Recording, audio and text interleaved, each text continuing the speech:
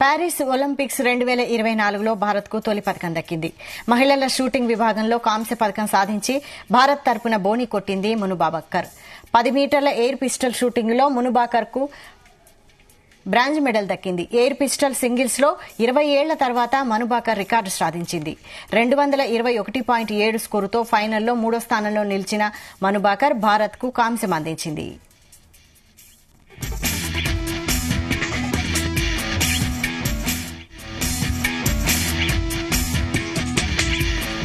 Paris Olympics లో తొలి రోజే భారత్ షూటింగ్ లో పతకంపై ఆశలు రేపి కల నిజం చేసింది మునుబాకర్.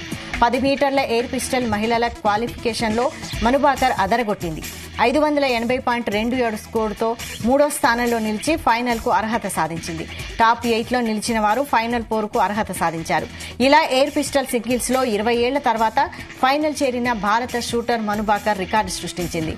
2004 ఒలింపిక్స్ లో ఇదే విభాగంలో సుమా సిరూర్ ఫైనల్ కు చేరింది. అయితే మనుబాకర్ మాత్రం మెడల్ సాధించి అద్భుతాన్ని క్రియేట్ చేసింది.